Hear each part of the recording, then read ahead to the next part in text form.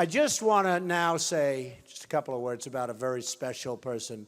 This is a person who I've known for a long time, who I've respected for so long, an incredible husband, an incredible family, and somebody that when I heard that she was going to endorse me, I was so honored. You have no idea how honored.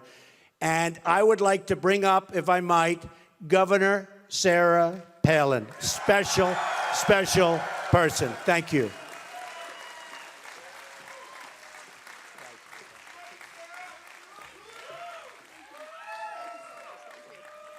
Thank you so much. It's so great to be in Iowa. We're here just thawing out. Todd and I and a couple of our friends here from Alaska, lending our support for the next president of our great United States of America, Donald J. Trump. Mr. Trump, you're right. Look back there in the press box. Heads are spinning. Media heads are spinning. This is going to be so much fun. Are you ready to make America great again? We all have a part in this. We all have a responsibility. Looking around at all of you, you hardworking Iowa families, you farm families, and teachers and teamsters and cops and cooks, you rock and rollers and holy rollers. All of you who work so hard, you full-time moms, you with the hands that rock the cradle, you all make the world go round, and now our cause is one. When asked why I would jump into a primary, kind of stirring it up a little bit maybe, and choose one over some friends who are running, and I've endorsed a couple others in their races before they decided to run for president, I was told, warned left and right, you are going to get so clobbered in the press, you are just going to get beat up and chewed up and spit out, and, I'm thinking, and, yeah? You guys haven't tried to do that every day since that night in '08 when I was on stage nominated for VP, and I got to say, yeah, I'll go, send me, you betcha, I'll serve. And like you all, I'm still standing. So those of us who've kind of gone through the ringer, as Mr. Trump has, makes me respect you even more. That you're here and you're putting your efforts and you're putting reputations, you are putting relationships on the line to do the right thing for this country because you are ready to make America great again.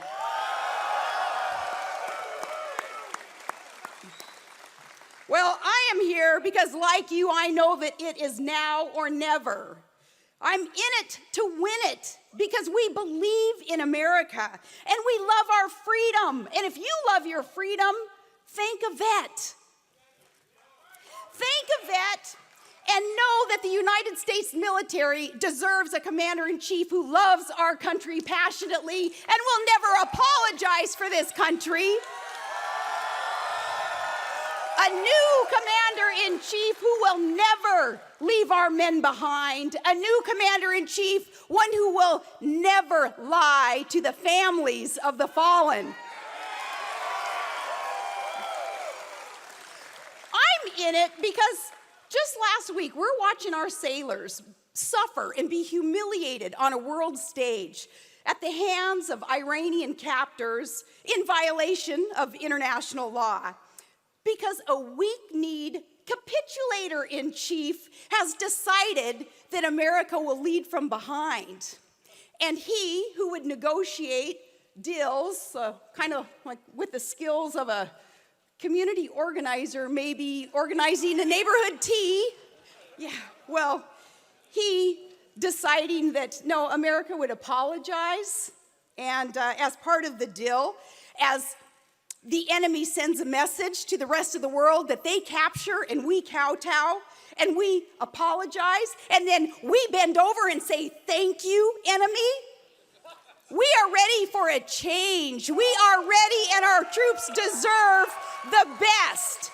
A new commander-in-chief whose track record of success has proven he is the master at the art of the deal. He is one who would know to negotiate.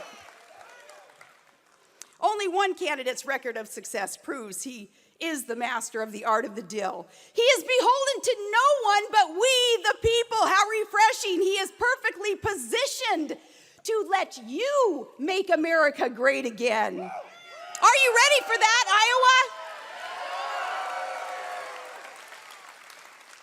No more pussyfooting around. Our troops deserve the best. You deserve the best. He is from the private sector, not a politician. Can I get a hallelujah? Where in the private sector you actually have to balance budgets in order to prioritize, to keep the main thing the main thing.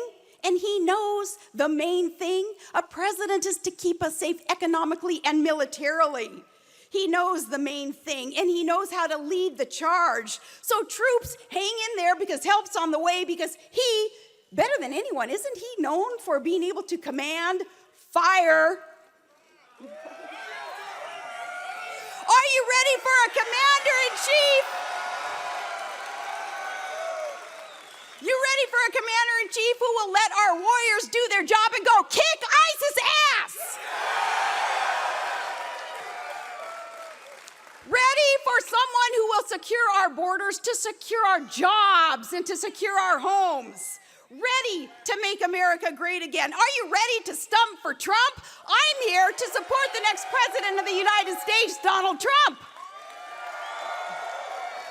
Now, 8 years ago, I warned that Obama's promised fundamental transformation of America, that it was going to take more from you and leave America weaker on the world stage, and that we would soon be unrecognizable. Well, it's the one promise that Obama kept. But he didn't do it alone. And this is important to remember, especially those of you like me, a member of the GOP. This is what we have to remember in this very contested, competitive, great primary race.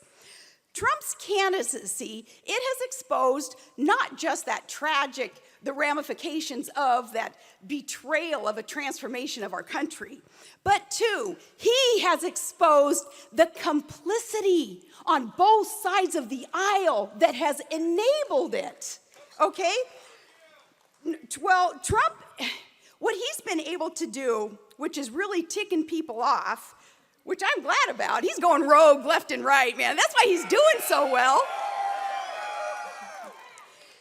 He's been able to tear the veil off this idea of the system, the way that the system really works. And please hear me on this. I want you guys to understand more and more how the system, the establishment, works and has gotten us into the troubles that we are in America. The permanent political class has been doing the bidding of their campaign donor class. And that's why you see that the borders are kept open for them, for their cheap labor that they want to come in. That's why they've been bloating budgets. It's for crony capitalists to be able to suck off of them. It's why we see these lousy trade deals that gut our industry for special interests elsewhere. We need someone new who has the power and is in the position to bust up that establishment to make things great again. It's part of the problem. His candidacy, which is a movement, it's a force, it's a strategy.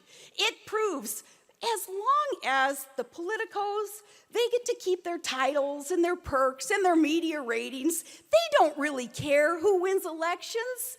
Believe me on this. And the proof of this, look what's happening today.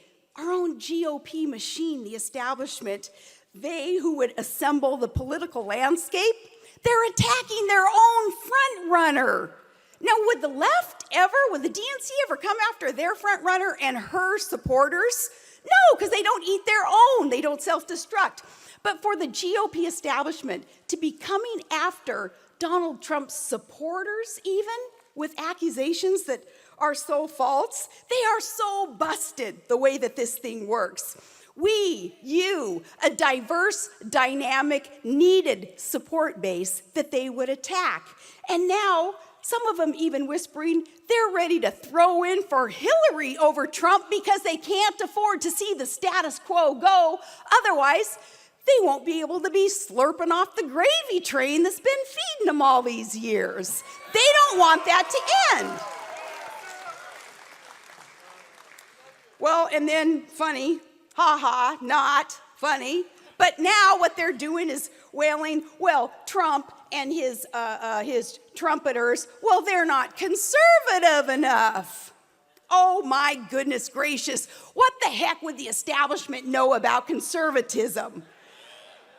Tell me, is this conservative? GOP majorities handing Obama a blank check to fund Obamacare and Planned Parenthood and illegal immigration that competes for your jobs and turning safety nets into hammocks and all these new Democrat voters that are going to be coming on over the border as we keep the borders open and bequeathing our children millions in new debt and refusing to fight back for our solvency and our sovereignty, even though that's why we elected them and sent them as a majority to DC. No, if they're not willing to do that, then how are they to tell us that we're not conservative enough in order to be able to make these changes in America that we know need to be made? Now they're concerned about this ideological purity? Give me a break. Who are they to say that? Oh, and tell somebody like Phyllis Schlafly. She is the Republican conservative movement icon and hero and a Trump supporter. Tell her she's not conservative. How about the rest of us? Right-wing and bitter clinging, proud clingers of our guns, our God, and our religions and our Constitution. Tell us that we're not red enough? Yeah, coming from the establishment, right. Well, he being the only one who's been willing, he's got the guts to wear the issues that need to be spoken about and debated on his sleeve, where the rest of some of these establishment candidates, they just wanted to duck and hide. They didn't want to talk about these issues till he brought them up. In fact, they've been wearing this political correctness kind of like a suicide vest. And enough is enough. These issues that Donald Trump talks about had to be debated, and he brought them to the forefront, and that's why we are where we are today with good discussion. A good, heated, and very competitive primary is where we are. And now, though, to be lectured that, well, you guys are all sounding kind of angry is what we're hearing from the establishment. Doggone right we're angry, justifiably so, yes. You know, they stomp on our neck and then they tell us, just chill, okay, just relax. Well, look, we are mad and we've been had. They need to get used to it. This election is more than just your basic ABCs, anybody but Clinton. It's more than that this go around. When we're talking about a nation without borders, when we're talking about bankruptcies in our federal government, debt that our children and our grandchildren, they'll never be able to pay off. When we're talking about no more Reagan-esque power that comes from strength, power through strength, well, then we're talking about our very existence. So no, we're not going to chill. In fact, it's time to drill, baby, drill down and hold these folks accountable. And we need to stop the self-sabotage and elect new and independent, a candidate who represents that and represents America first, finally. Pro-Constitution, common sense solutions that he brings to the table.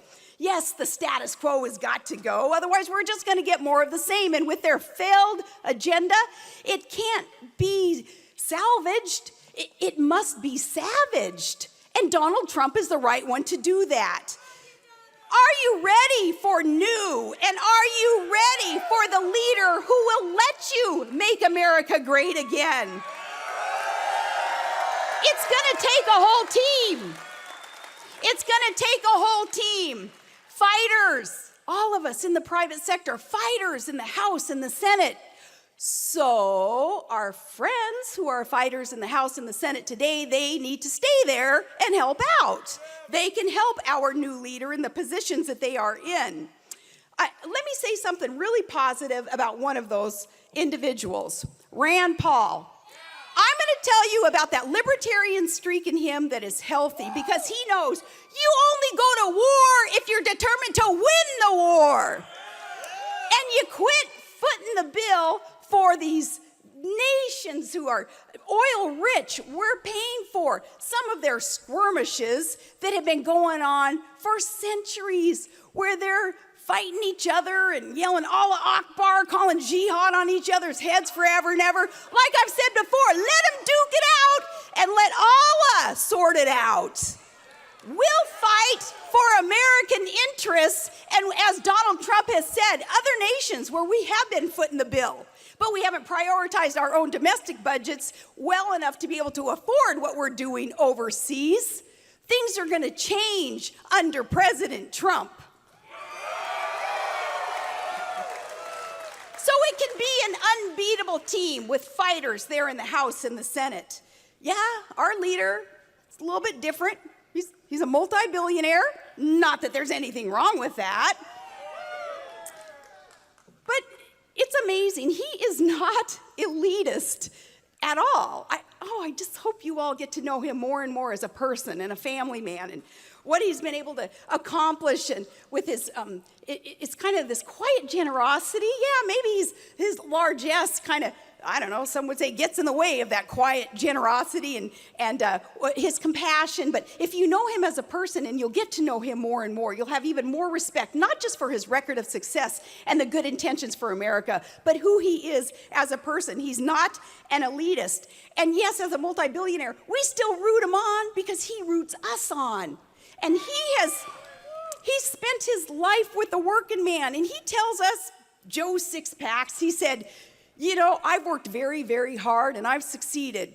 Hugely, I've succeeded, he says. And he says, and I want you to succeed too.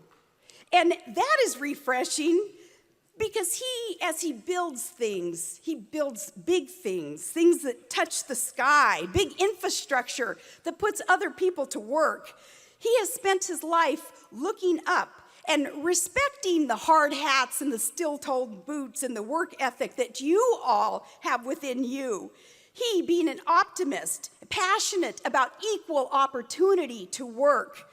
This self-made success of his, you know that he doesn't get his power, his high, off of opium, other people's money, like a lot of dopes in Washington do. They're addicted to opium, where they take other people's money, and then their high is getting to redistribute it, right? And then they get to be really popular people when they get to give out your hard money. Well, he doesn't do that. His power, his passion, it's the fabric of America, and it's woven by work ethic and dreams and drive and faith in the Almighty. What a combination. Are you ready to share in that again, Iowa? Because that's what's going to let you make America great again.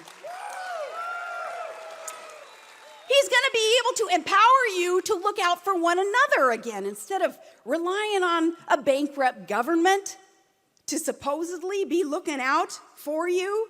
No, and I think you're ready for that. And Iowa, I believe too that you're ready to see that our vets are treated better than illegal immigrants are treated in this country. And you're ready for the tax reform he talks about to open up Main Street again.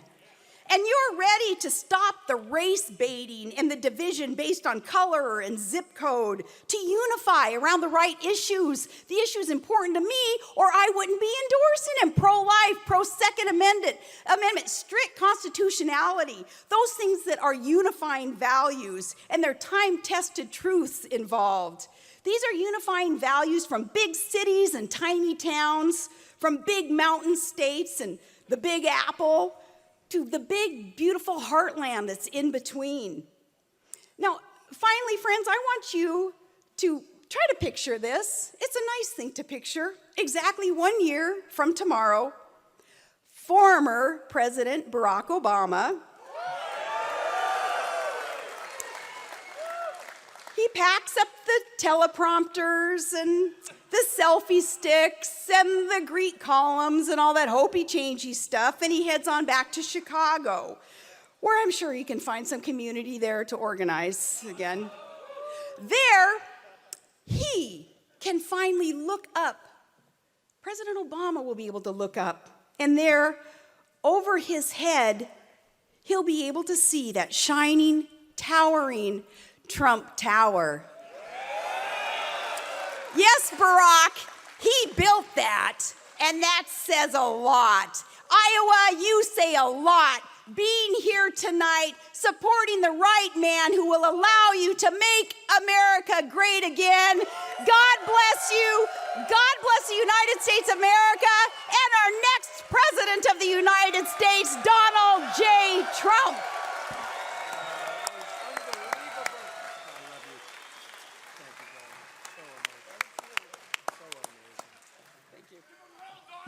We're going to give him hell. I just want to thank Sarah and Todd. Just really amazing people. This is a woman that from day one, I said, if I ever do this, I have to get her support. She feels it. She understands it better than anybody. And Sarah, on behalf of myself, my family, and the country, I want to thank you very much. Thank you, darling. Thank you. Come on, we'll sign a couple of things.